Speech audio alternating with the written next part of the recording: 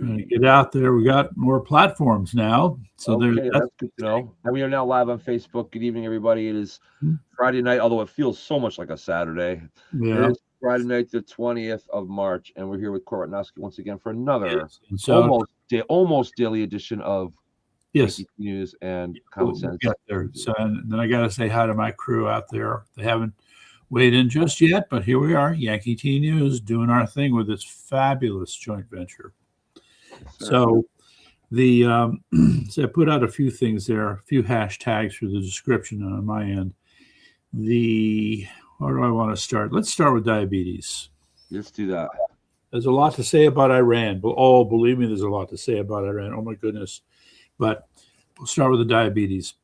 And the place I want to start is that we share the concern that the nation is undergoing this increase in incidence of diabetes. Okay? To say the least. Right. Now, I asked the question, well, what about different subpopulations? So let's just start with the Amish, because when it comes to health issues, we like to check in with the Amish. And it turns so there are several interesting things here. The first is that the average rate of diabetes in the Amish population is about half of that in America. So, after all, we've been talking about this is amazing, but according to the all-knowing internet, we're talking for the American population, we're talking 7%. Okay, but 7% translates into a very large population. Mm-hmm. And then, all right. So that said, another alarming note is that a number of Amish have gone into urban areas. And so it's no surprise that those Amish who go into the urban areas are reporting higher rates of obesity and higher rates of diabetes too. Mm-hmm. Okay. So this leads you to, it just reinforces the notion that diabetes too is a lifestyle disease, or as you termed it, a disease of abundance. Correct. Right. So, and then if you start to break it down according to, let's say Latino, Black, Asian, white, and then you get a different mix. And so what they term non-Hispanic whites have the lowest incidence compared to other populations. Asian populations are rather low with respect to the incidence of diabetes too. Well, they don't eat as much sugar. Yes. So, well, there's that. And the where you get exercise, do something physical, I think they get slightly higher marks than we do. Okay. So that's sort of a general take. And then, of course, I went to PubMed. Now, for those who don't know, America has what is called the National Library of Medicine, and it is our core depository for all published medical literature in the world, and with the emphasis on peer-reviewed literature. Mm-hmm. So it could be the Polish Journal of Oncology, and you can be sure that the National Library of Medicine gets its editions of it, or it comes out and it gets compiled into the database system. It is just a huge operation. Okay, so if you want to know anything medical, PubMed, you just enter the term PubMed and click the link that takes you to the search bar, and you're going to be there for a long time because it is fascinating how much stuff there is that they have. Mm-hmm. Now, I didn't have a lot of time to research what was there, but I'll tell you, one of the things that kind of surprises me is that a little innovation now is they will give you a little graph, a little bar graph, and it shows you how many papers are published per year.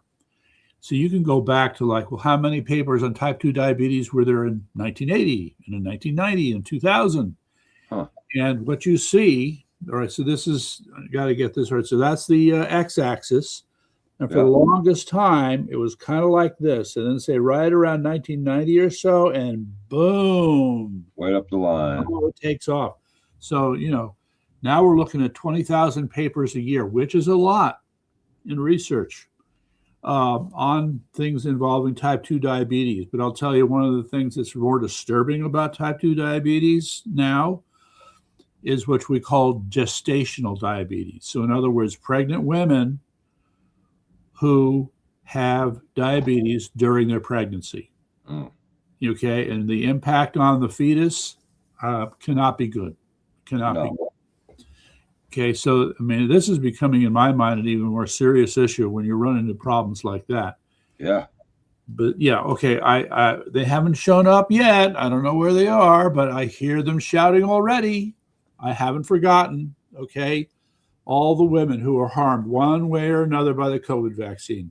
That is a serious issue. Okay, and just to go back, Dr. Naomi Wolf put the, dailyclout.io is the website, and her group published this huge study based just on Pfizer data from Pfizer itself, nobody else.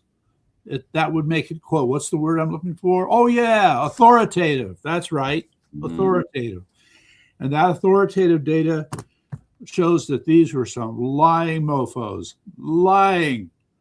Yeah, so now that we had to force the data out of them, we find that the impact on pregnant mothers when they receive the so-called COVID vaccine is just horrible. Devastating. You might as well call it a holocaust. Okay, Yeah. Healthcare holocaust. Yeah. Astonishing.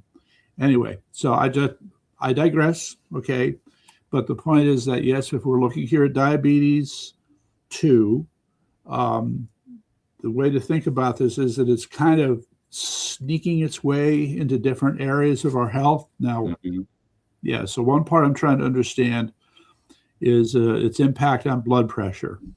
So apparently, if you get type 2 diabetes, so how is your blood pressure? Well, that's a good question because my blood pressure is high. Okay. It's not high like it was. However, when I was in 7th grade, we did a cross-country running thing in our gym class, and that particular day they had a guy to do your blood pressure, and they took my blood pressure. Yeah. I was in 7th grade now, and the guy told me, "Oh, you got high blood pressure. We need, you need to talk to your parents about it." Yeah. And so weird. This was I'm not a good example. My point is, I'm not a good example because I think I was born with high blood pressure, and I'm just a person who just runs higher. Okay. That's who I am. I was born this way, baby. And so now listen, at one point in January of 2022, I believe it was, I went to a dentist to have some work done on my teeth, and they took my blood pressure beforehand, which is their standard operating procedure, and they refused to do the my blood pressure that day was something ridiculous, like 130 over 206. So what was it? It was like 135 over 206 or something. That's like impossible. That. No, it was. I'm not lying to you. It was that high. And the doctor told me that I was a ticking time bomb. He said, "You're a ticking time bomb." It was over 200. I'm not lying to you. It was 130 over 207, I believe, or something like that. Okay. Yeah. And he told me I was not like. He said, "I'm not. You're a ticking time bomb, whatnot." That was one of the things that I think it was 2023 actually. That was one of the things that prompted me to get my act together. Yeah. It still took a few more months for it to happen, but I have not checked my blood pressure in quite a while. But I can tell you just instinctively, it's probably still higher than normal, but not anything like it was. Nothing astronomical like it was. Okay. The last time I had it checked was when I went to the emergency room about 3 months ago to have because of the gauntlet, and they checked it then, and it was where it had always been, which is just slightly above normal. Okay. All right. That's kind of where it is, I think, usually, just slightly above normal. This is curious. So, I mean, well, I don't know if here's the time to get into it, and I'm not a doctor, but it just sounds like you've had considerable variations in your blood pressure from situation to situation. And yes, stress will increase your blood pressure. Yes, it will. Little things like going to the dentist, and part of you is just freaking out. And so that could. Yeah, but that wasn't really a factor for me. I'm not afraid of the dentist per se. So okay. It was just that my blood pressure. I was just a ticking time bomb, like the man said. Yeah. It was from the excessive sugar I was drinking, and my body wasn't handling it, and it just right. already high strung to begin with. So it was I probably would have. If I hadn't got my act together when I did, I wouldn't be alive today. I know that. Okay, so since I expect you to not drop dead on me, I would encourage you. Okay, I would encourage you to get more information, your blood sugar, your blood pressure, your A1C, and I'm sure there's some I can other. tell you my A1 in March of 2022 when I was admitted to the hospital for blood clots, my A1C was 15.5. What? Oh no, that's bad. Yes. That's real bad. And when I went 3 months ago, the last time I went 3 months ago, it was 8.1 which is still higher than it should be. That's good. It's still higher than it should be. These kind of variations, there's something else going on here. Okay. I can't put my finger on it, but when you're getting loopy kinds of data like this. No.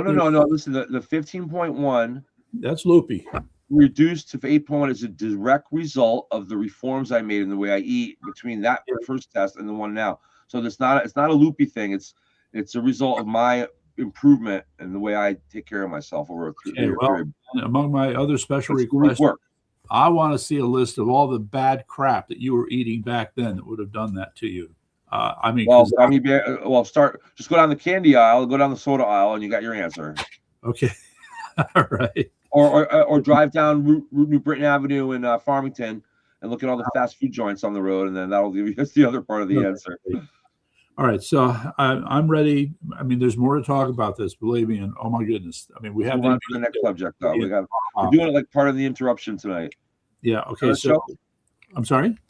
You know the show Part of the Interruption on ESPN? No.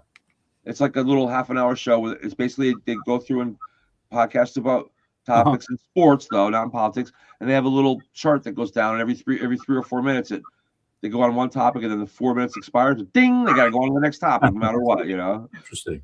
Okay. Well, we're at the 12-minute mark here. In any event, so let's just quickly hit Iran. The list is long. Okay, I originally suggested what I would call an assassinations update on Iran, and so there's other stuff that goes with that. So we'll deal with the assassinations first, and then the other stuff. Okay, all right, so a number of significant officials, there are at least 3 notables who have been announced as having been killed, whether it's by the Israelis or the Americans. And see, maybe I can pull that up here if I get lucky. Give me a minute. Is it you? No. Oh, darn it. Wait, is it this one? Yeah, it might be this one. Here. That's not that one. Crap. Anyway, I'm going to have to. All right, so there's the bad name that's now coming out is BASIJ, Basij, the Basij, or that's how to say it, intelligence services. These seem to be the ones that are really brutal in how they go out of their way to kill Iranian civilians. Mm-hmm. So 3 of them got blown away. So there's one named Ahmadi, another named Nahani, then a couple others, and then there's a list of several others. All right, so there's that. Meantime, then there's another report that over the last day or two, it's been something like 300 of these Basij officers, what do they call them? Field agents have been killed. 300. That's a start. That's good. Very good news. All right. So what my fantasy world would like to imagine that whether it's Mossad, the CIA, whoever, as they continue to keep, inching forward and infiltrating more, that they teach these people how to kill more of these bastards. Mm-hmm. So that's my fantasy. Yeah, okay. I think it's starting to come true. It may well be. It's like animosity against these people, I'm sure, in that country. I mean, it's so all right. So the assassinations. That's one group. All right. Now, then there's sort of this miscellaneous, a report of soldiers who are hiding in mosques. And you ready for the next one? Mortuaries. No, that's ironic. That's funny. That's a good place to. Hey, you won't have to party down. I go hide in the morgue and I'll pretend I'm dead. Matter of convenience. That's awesome. Oh man! All right, so there's that report. So how? And then hiding in mosques. That's great. I mean, I don't. Good. Yeah. That's not going to stop us. I'm waiting for some of them to put on a what is that? The hijab. So in hiding in mosques, what is the strategy in hiding in a mosque? It's basically if we blow up the mosque, then they're hoping we'll piss off the other Arab nations, right? I think it's not unlike when Christians would decide that they'll find sanctuary in a church. Mm-hmm. I think it's kind of the same thinking. Yes, they'll be pleading to Allah for help and intercession. Yeah, I would see that. Okay. Meantime, here's the other fun one. You ready? Yeah. IRGC. I got the yes. IRGC folks decided they really like Afghanistan now. They're fleeing to Afghanistan. Interesting. Okay, so this comes back to the point I made earlier, right? You know, it reminds you bankruptcy. It happens slowly then quickly. Yeah. Well, I think the IRGC and the Iranian government collapses slowly, then suddenly. Yeah. Right. And when you got guys hiding in mortuaries, bugging out to Afghanistan, you know, things hiding in mosques. Yeah, things are kind of falling apart. Yeah, they are. That's awesome. And mind you, I mean, my understanding, IRGC would be, you know, the mainline troops. Okay, Basij, they're a little more specialized, and so they're having their own issues. But yep, there you go. Okay. They want to go join the Taliban. Yeah, well, newsflash: the Afghanis hate the Iranians, so there may be some issues there. Maybe some issues, but it's like I got to make a choice: the frying pan or the fire. I'm going to go for the fire. Going for the fire. Yeah. So yeah. We're not even at the end. We're just entering week 5 now. We're at the end of week 4. So I think things are looking pretty good on schedule for me. Right. So I think the other thing I want to point to, worthy of review, is what's going on in the Strait of Hormuz. Part 1. Well, I'll just mention it. Did you know that there are 2 oil pipelines that enable the shipping of oil that is collected over in the general region of the Persian Gulf, but then you can pump it over to the Red Sea? Were you aware of these 2 pipelines? I'm aware of that there was a pipeline. Yeah, well, there's 2. Okay. There's 2. And so UAE, I guess UAE is in control of one, and Saudi Arabia is in control of the other. And so they've been comfortable with pumping at a certain rate, and now they've kind of maxed it out as much as they can for the time being. Yeah. And so, according to the information, is saying at best, these 2 pipelines will ameliorate the shortages by 15 to 35%, I guess, depending upon the day of the week. Okay. And the thing that's curious is if you look at the sort of the real-time maps they show you of the Straits of Hormuz. Yeah, the little dots go buzzing around in there. But so you can see that the actual choke point, there's not much action. But then you're looking at so that the southern peninsula part, they're sticking into the strait, and you see a lot of ships on both sides of it.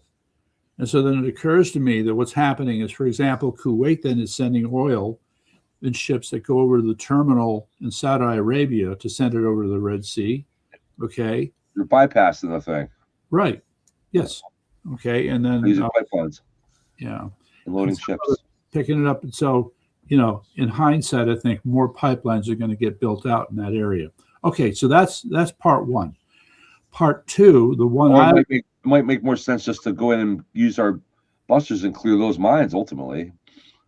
You know, we've gotten mixed reports on this. It's a little disturbing, but you know, I'm not one who's going to be second guessing, you know, the decisions that our military planners make. So one theory is that Iran still has some type of military patrol power over that area, and if that's true, how and why? If they do, I would say it's limited. You got to keep in mind that these attack boats that they have like 4,000 to 5,000 of them. Mm-hmm. All right. And apparently it's been a game of like whack-a-mole on the water. As soon as the boats come out, we attack them, but we know where they're moored. So why not destroy them where they're moored? Mm-hmm. It's something that's not very. Maybe the locations where they're harbored are areas we're a little bit hesitant to destroy, perhaps at this point. I don't know. Whatever the reason is, they're I don't want to try and destroy too much of the infrastructure of the people. Targets. You look at them, it's like save a lot of time and trouble. Yeah. So in the meantime, though, so what we have are the Warthogs.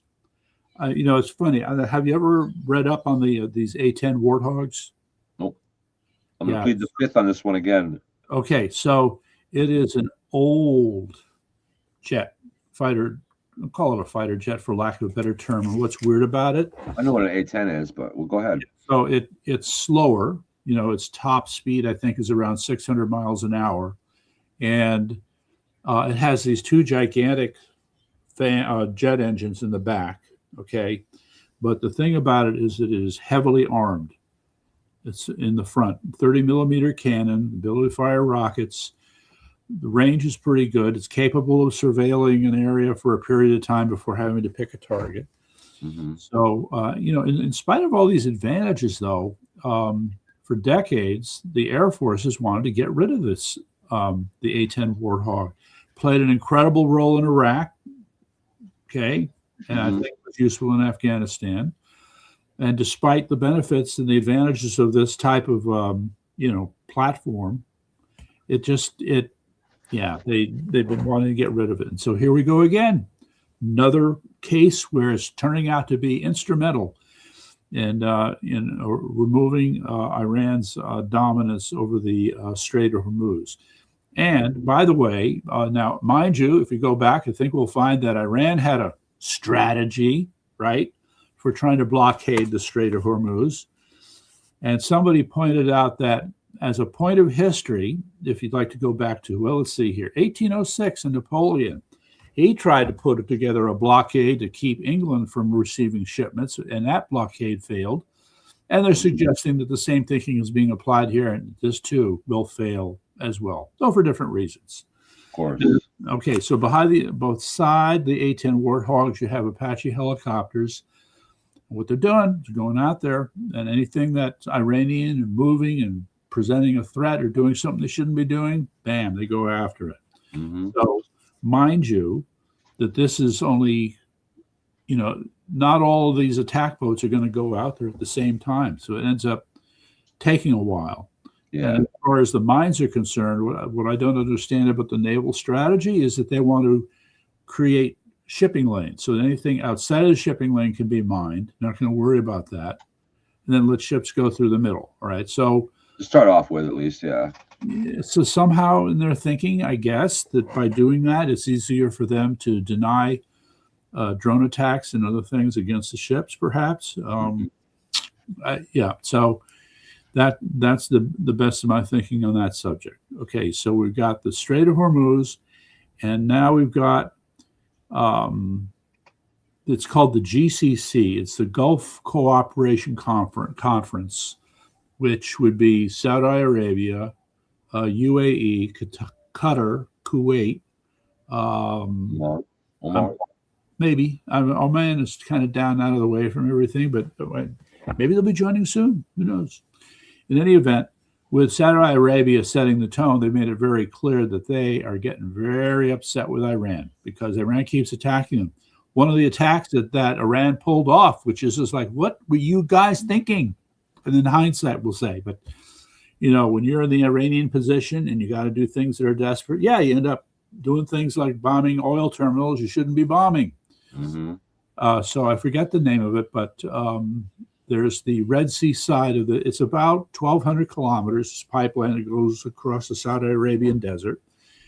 And the Iranians had done a drone attack on the Red Sea side of this oil pipeline for the terminal. And yeah, they caused some damage, but it's going to get repaired. Mm-hmm. You'll see. Yeah, so it's a fair question to ask. How long can they expect to keep doing these kinds of things? Now, to that point, there was another little note suggesting that the Iranians are actually still have some underground bunkers where they're continuing to manufacture ballistic missiles. Now, part one, if you don't have enough fuel, there might be a challenge there. Part two, there's got to be limitations to those facilities, I would think. Part two, if you're running out of launchers because we keep destroying them, that might be a little challenging too. Mm-hmm.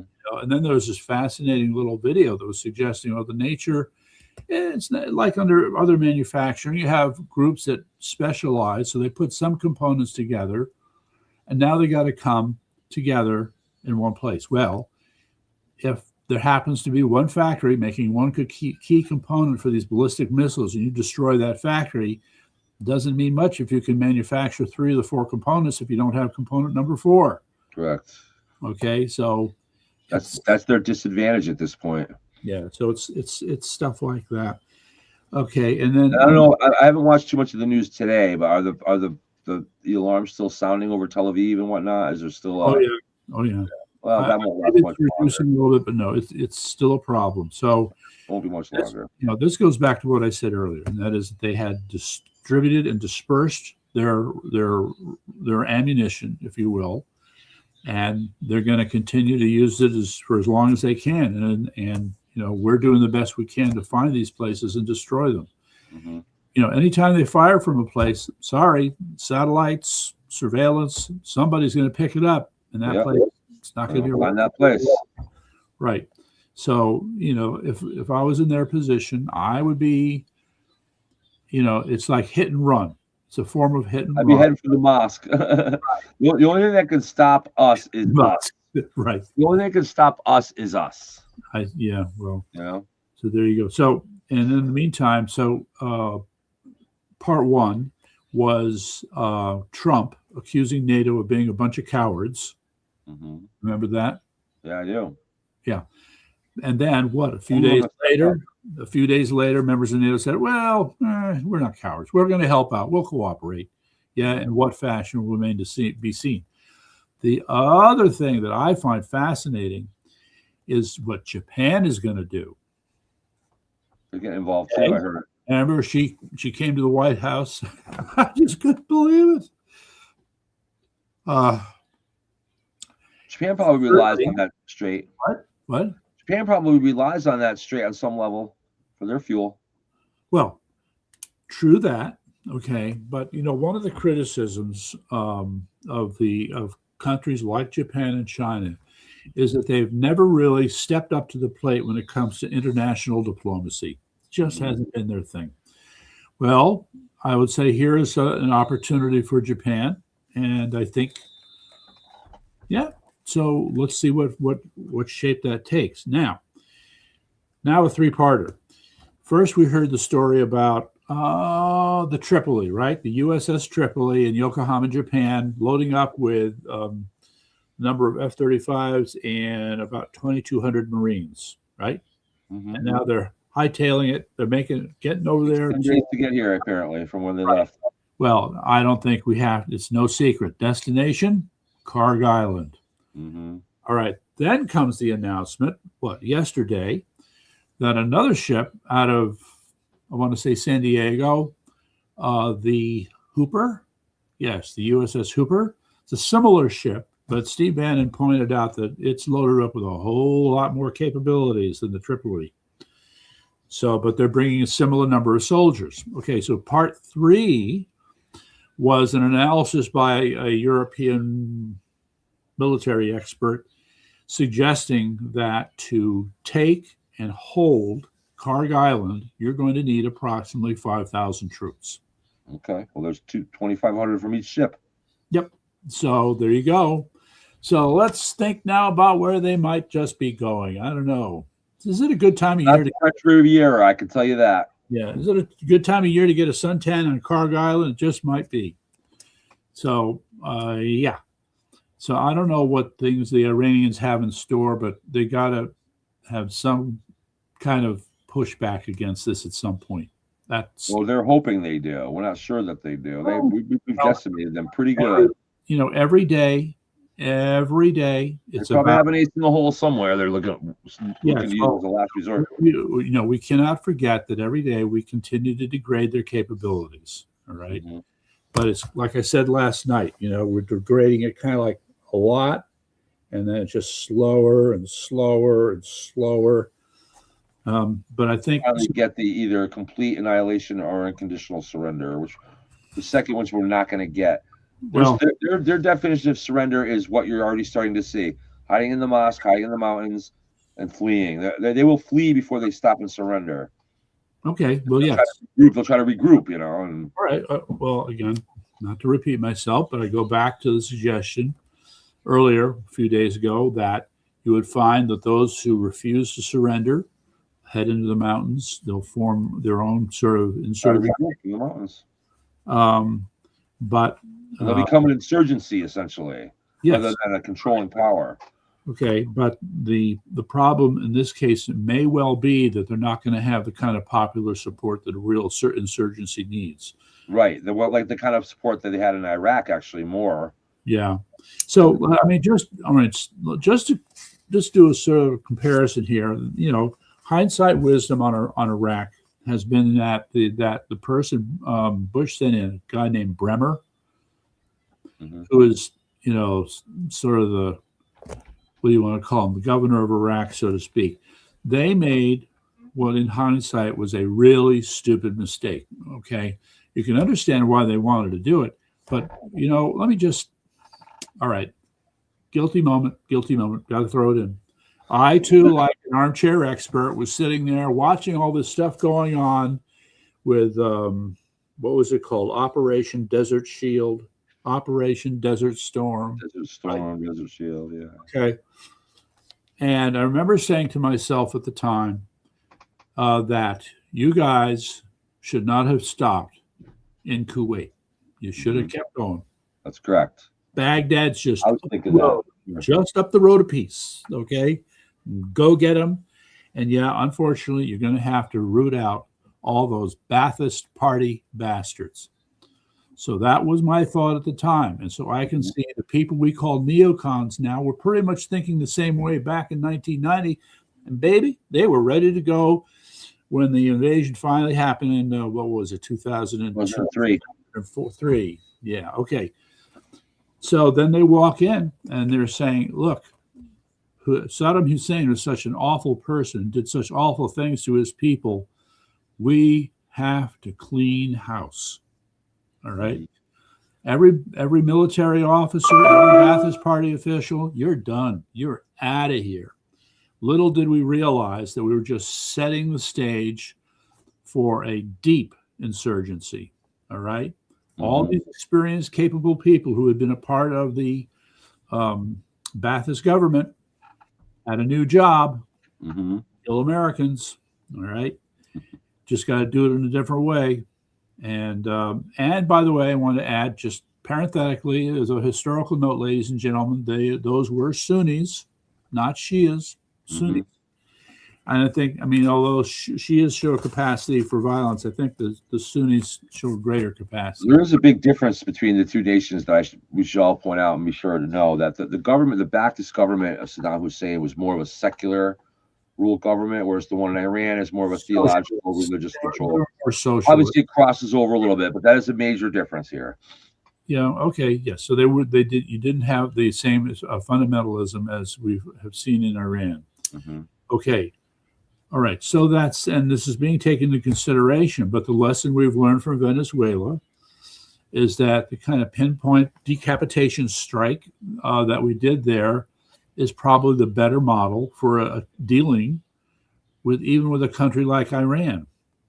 Now, I just want to mention, by the way, as a footnote to this whole discussion, ladies and gentlemen, hey, how much do you realize that Iran is going to teach us a lot about dealing with communist China? Just a thought. Just a thought. I want to just float that out there for you. All right. So in the meantime, so what we're going to be confronted with here is, as we continue to nibble away at what's left of the government in Iran, there will be these deals, I guess, that are going to be made. Maybe it's going to be more like one-on-one or something. But, you know, we're going to look at this guy. Maybe you're a fundamentalist today, but tomorrow you get to be a secularist if you want to stick around. And we'll see how many take the offer. Okay. So, well, the ones that have it in their heart probably will not, and then the ones that are kind of playing the game will. Yeah, well, there will be infiltration. There will be spies. There will be backstabbing. Yeah. You know, there'll be terrorist attacks. There will be all those things that go with this. But I would just say, yeah, right. But it will be a circumstance under we can make the case that we are more in charge than not in charge. Yes. In Iran. So we'll see. Meantime, right. We don't need to be in charge. We just need to have a government that, again, that doesn't pride itself on destroying us. Yeah, I mean, it has to in terms of the spectrum of political lines, it has to end up somewhere that is, more pro-American than not. Mm-hmm. So let me just talk a little bit about Russia now. Okay. Russia has been helping Iran, and Putin put out that little offer where he said, well, gee, we'll stop giving Iran intelligence if you'll stop giving Ukraine intelligence. Pass. Sounds like elementary school. Sorry. Nice offer, nice try. We're not going there. No, because how much can Russia really help Iran, honestly? Well, somewhat. They're not without. Well, they can arm them with nukes if they really wanted to help them. There's a part of me just says, I mean, given all the problems that Russia's having, okay, they have resilience. They can adapt despite appearances. Russians come across as pretty rigid and unimaginative in some respects. But no, I would say that they are able to deal with the situation. So if all things stay the same, and I'm talking about taking over Iran and depriving Russia of a strategic partner, even with that, Russia can still prosecute a war against Ukraine for at least a couple of years, in my opinion. Mm-hmm. So the big thing is a lot of people like to talk about the financial situation in Russia. Their federal budget is in trouble. And there's a very clear conflict between the increase in military spending and having the economic resources to support that. Mm-hmm. I don't know how much. Yeah, I see what you're saying, but for example, I just want to remind you that who is the number 2 producer of gold in the world? Russia. Yeah, and a lot. It's like $50 billion worth a year that they're able to produce. Okay. Now, geopolitics, that's really not a lot, though. $50 billion worth of gold. It's a lot of money, but I guess it is kind of a lot of money. But in geopolitics, it's a reasonable amount of money. It's not a devastating amount of money. It's a lot of money. You got to talk in trillions before you're talking about real backbreaking money in the world of geopolitics. All right. The point is that they have resources by which to continue to prosecute this war so long as they can sell their gold. Now, it's a claim that there are sanctions against Russian gold, but I'm sure that they're finding ways to sell it and make some money, probably selling it at a discount, So just like the oil, it's funny. These guys are supposed to be communists, but they seem to be pretty smart as capitalists. Like I said, the only reason communist leaders can survive is through capitalism. Yeah, I would say. So communism doesn't produce anything. All right. So the thing is, another person made the same point I'm about to make, which is I've scanned the materials, the news announcements all around. I'm trying to find anything where I could say, don't kid yourself. Russia has got control of the situation. Haven't found it. Okay. They continue to prosecute the war. They're continuing to follow the same meat grinder strategy, killing a lot of their own men. Over 600, by the way, have committed suicide. I think I mentioned that the other day. In this year alone, I think. So, all right. So you have all of that going on. And what's the point I want to get to here? They are limited in terms of what they can do, and they're becoming more limited, but they continue nonetheless. Meantime, you have Ukraine, and when you start to search for information on Ukraine, you find all kinds of good news. And what would I say is the most wild, unusual, weird kind of good news for Ukraine? Is hey, Vlad Zelensky there, you got a minute? We've been kind of busy here in Iran trying to shoot down them damn Iranian drones, and we're having to spend a lot of money doing that. But I understand that you have some good intel. You got a hell of a lot of them cheap drones that can shoot down them Shahed things. Can you help us out? So he would be happy to help them out for a price. Mm-hmm. Ladies and gentlemen, I need you to go back and think about this for a minute. Hat in hand, handing them billions of dollars, okay, doing all this stuff to help them. And now we need their help. Mm-hmm. I think they're ready to help. One hand might have to wash the other here. Just saying. So I find that very interesting. So the other thing was, of course, the 400 square kilometers of land in the southeast portion held by Russia that was recovered by Ukraine. See, this gets in, and from the videos, that Ukraine is gaining back territory slowly but surely in this conflict. It's a mixed bag, as I understand it. So in some areas, Russia continues to kind of grind away, but on that strategy, what you have are widening. This is the part that's weird. You have widening no man lands, okay, on both sides. Like, say, a year ago, they might have been about 10 kilometers. Now they're 20 kilometers and growing. Okay, well, just abandoned lands that are completely decimated. Land, both sides are taking their chances. Okay, wandering the no man's lands, but I'd say from the things I've seen, especially the Russians are taking their chances. I can't even begin to count the number of videos I've seen. They put the video on the suicide drone. There, it's going at the soldier, and he's running. Oh my God! And then bam, and that's it. Huh. Rinse and repeat. Just amazing. Okay. Okay. I heard the ground game going on in the Ukraine is, other than the technology involved, is a lot like World War I, where there's just a lot of people being killed and not a lot of land movement going on. They've built out trenches. They're using old school techniques. Yes. It's just insane. But it is what it is, and that's how it works. They even use dragon's teeth. Did you ever see the pictures of the dragon's teeth they made? I saw them. Yeah, those big pictures, war as hell. Yeah. So they're just and so it feels to me like bit by bit, they just keep chipping away, and I don't know. Well, it's kind of like what you mentioned about Iran, where if you just can win by not losing. And Ukraine is doing a little bit of that to Russia, really. I would say they're doing their best to conserve their soldiers under the circumstances. But even then, because they're still outnumbered by the Russians, they come up short. Mm-hmm. That's another discussion.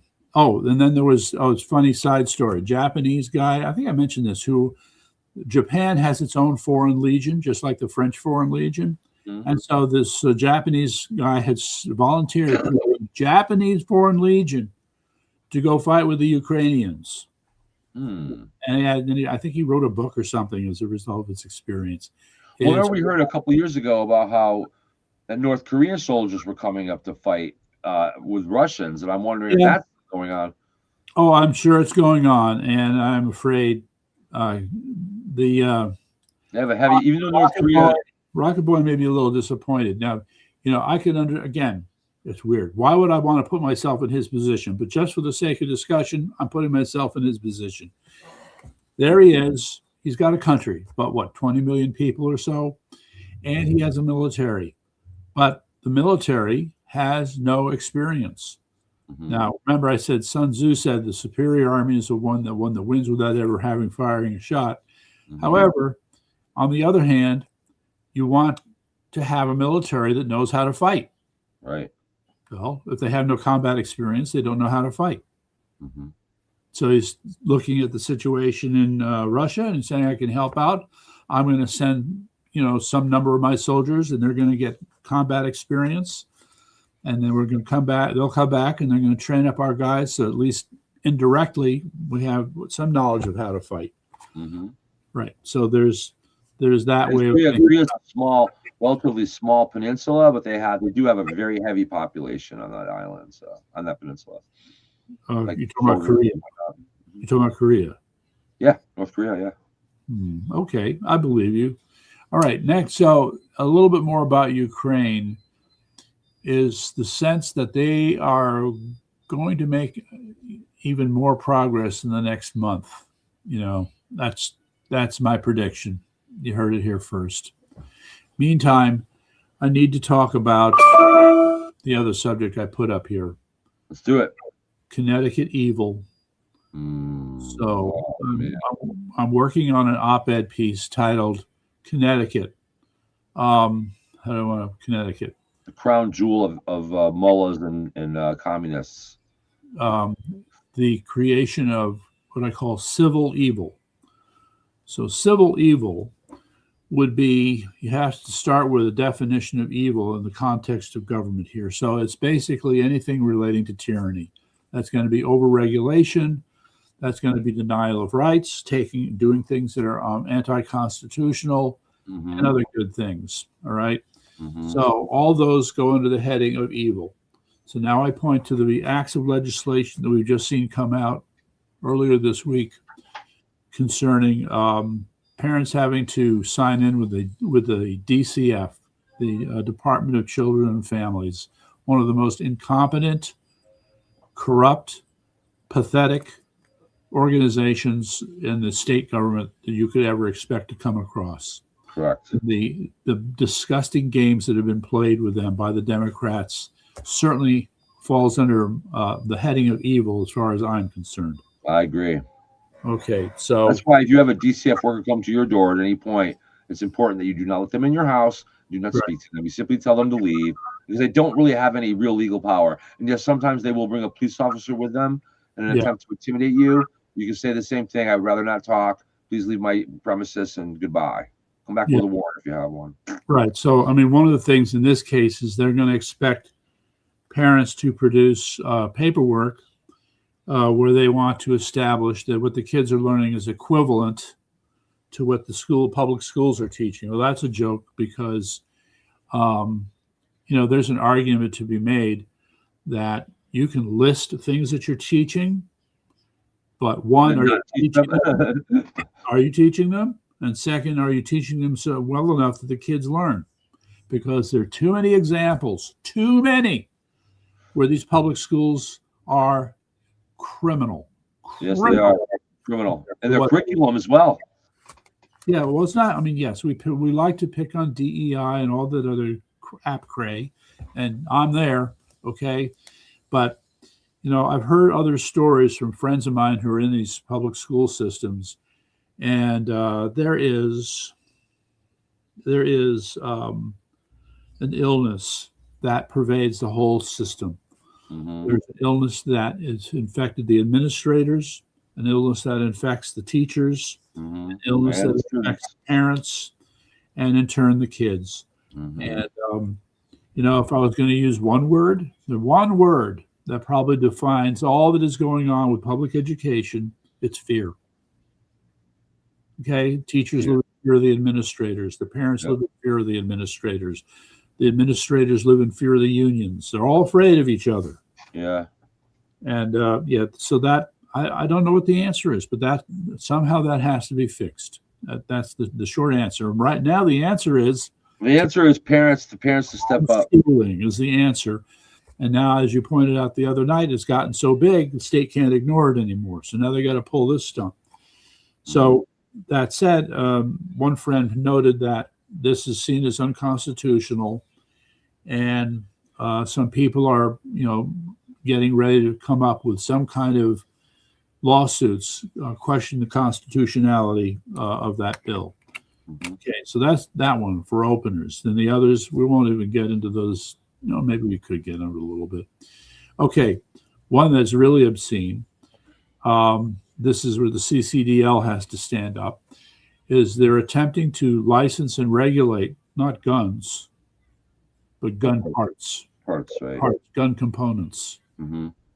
So now, if you're dealing with any gun component, you're expected to register or somehow make every little part. Yeah, it's insane. Okay, but this is their way, because all they're trying to do is harass gun owners who are being perfectly law-abiding and discourage as many people as possible as to owning guns. I want to pile this crap on. So this is going to be another quote constitutional fight, and guess what?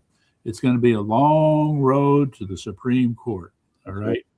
I'm so disgusted. But then there are these others that are kind of related. One is that there's been this commission which for years has reviewed what you call regulatory review or legislative review of the regulations in legislation that's being considered. That's been a bipartisan group. Okay, now the Democrats unilaterally decided they're going to kick the Republicans off of this group. All right, real democracy. Yeah, no, yeah. I mean, could it be any more blatant when you see something like that? I'm just astonished and amazed to see that. All right, and then the other part where I'm having a little trouble following though is this bill concerning vaccinations. So part one is the state of Connecticut has lined up with a couple other blue states who are saying we're going to form our own vaccine review and recommendation committee. Screw you, FDA. See from the union, create our own little national thing. That's, Yeah, so they're going to start with that. But then in addition, the part that's weird is that the legislature used to have or has, and they're trying to get rid of their role in assessing these changes, such as in the vaccine schedule and vaccine regulations. And now they want to put this all into the hands of one person, not elected, appointed, okay, which just means that any issues that you or I have is being put out of reach because it's an appointed person. Mm-hmm. And it's outrageous. So that too will have to be fought. But the implications for that are really bad. They're coming at us from a multi-pronged attack to try to take down our rights and our democracy. It's incredible. Yes. Well, that's who they are. I mean, these are progressives. That's what they call themselves. Progressive is the word, just so you know. Back in the day, in the 30s, when communism was a word that in the early to mid part of the 20th century became taboo. Yeah. Early part of the 20th century, the word communism, everybody knew was taboo. So communists sat down in a room and said, how can we rebrand ourselves in a way that people won't hate us? I know, we'll come up with a new word. Let's call it progressivism. Yeah, well, I mean, the concept of progressivism dates back you'll find people calling themselves progressives. Early 20th century, right? Correct. That's right. And there was something called the Fabian Society. And they tag themselves more to be like, quote, socialists, right? But the difference between socialists and progressives can be a little vague. However, in the early 20th century, you had what I would consider legitimate issues that needed attention.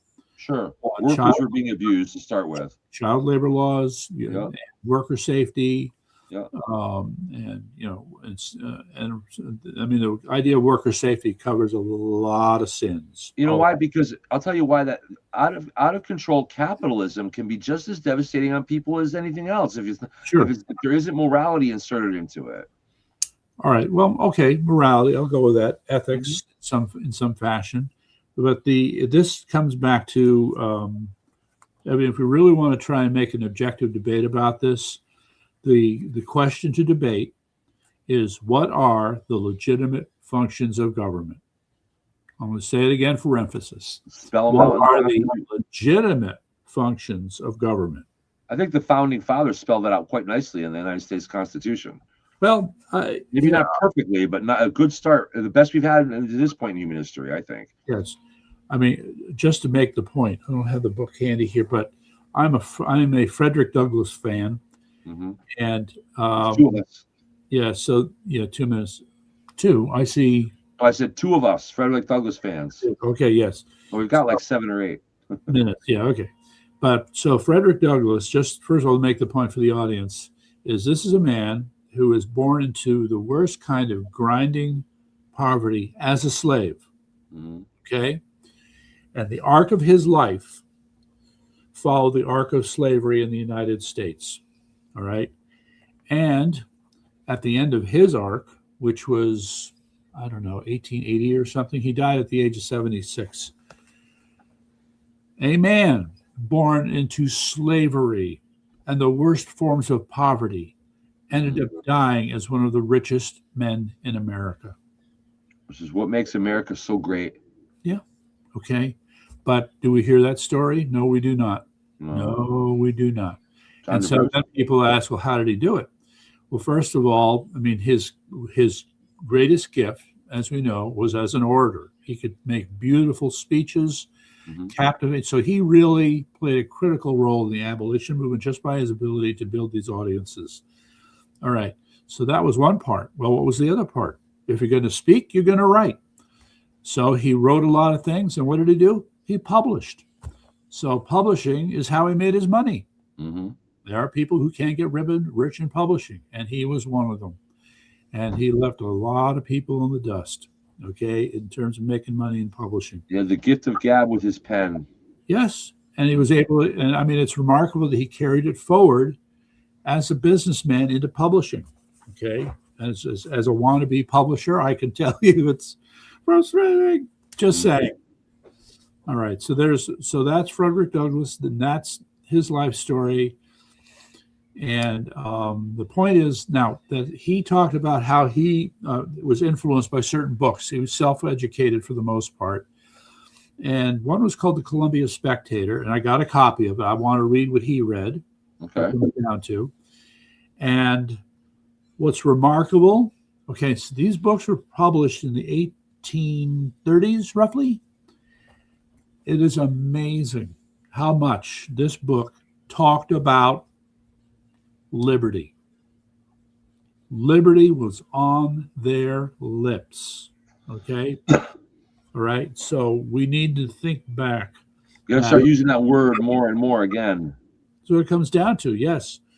And so, yeah, people start thinking, hey, you're kind of a weird patriot-sounding kind of guy there, boy, if you keep using that word liberty. Yeah. You know, if you were to ask the question, if someone were to come up to me and ask me the question, and this is a question people do ask, why, just why does America have all the things that the rest of the world doesn't have? Why is it, at least for most of our history, do we have the kind of luxuries and the kind of quality that the rest of the world doesn't have? And the answer is a one-word answer. Go for it. That is liberty. Well, let's qualify that a little bit and say individual liberty. Okay. Individual liberty, yes. All right. So, in other words, out of the call it the community of America, that people would apply themselves to various tasks, and those who excelled at it, quote, rose to the top, and they would form companies, enterprises that that did well. And even though we talk in terms of, well, the guy who owns it kept all the money and the workers got screwed, that wasn't always necessarily true. No. So you had what began to be the development of a middle class. And I can't resist a little story now. So the tradesmen of the time, so the carpenters, and the guys who built houses, you know, the silversmith, built wagons. Yeah. These tradespeople would have been what we think of as the middle class of the day. And just because we have the snobbery of having been college educated, okay, I'd like to tell a little story. So here were some guys, they were in North Carolina, and there was a mansion that had been built in the early 1800s. Okay. All right. In this mansion was a large stone fountain. Okay. So to think that a house that large would have been built inside the mansion? Inside the mansion. Inside the mansion. Okay. All right.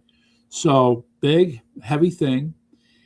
And they managed to jackass to move the thing out of the way. And underneath the stone fountain, they found a note. Okay. And the note said, "We were better than you." We were better than you? What's the punchline? That is the punchline. They knew that someday somebody was going to come along and knock down what they built. Oh, I see. We're better than you because we built it and you knocked it down. Right. That's right. Great. That's pretty smart. That is pretty smart. Yeah. So I think we should end it with that. Do you have anything else you want to wrap up with real quick? Well, let me just check. So I've talked about Connecticut evil. I don't know. I'll say the other comments I want to save for later. You got to catch that football game. No, basketball game. Yeah, tonight I was just ending on the note that UConn men's basketball team is playing the UNCAA tournament. I'm going to tell you a quick story before we wrap it up. I'm going to tell you a story about how UConn basketball took two enemies and turned them into friends. Okay. So when I was in school, there was a kid. He had the same name as me. Yeah. And I think that's why he didn't like me. So he used to bully me, pick on me. He even punched me in the face one time, like without any provocation. Yeah. And he was a tough dude. I used to have a hard time with him and everything, and we did not get along. But we did happen to have a mutual friend. And one day, on April day, March day in 1990, when the UConn before 1990, the UConn men's basketball team was basically a second-class team. They certainly could not compete for any kind of championship. But Jim Calhoun got the team playing well in 1990, and they overachieved. They made it to the tournament. And everybody knows, if you may remember, that was called The Shot. Tate George. UConn was playing in the NCAA tournament regional semifinals, which there were only 16 teams left for the championship, which was, for us at the time, remember, UConn was a second-class team. So to be at that point was unbelievable. It's called the dream season for that reason. It was like a dream. Yeah, sure. And, teams like Syracuse and Georgetown that used to pummel us every time we were beating. And Tate George hit a game-winning, buzzer-beating shot to put us into the regional finals against Duke. And that game, I watched.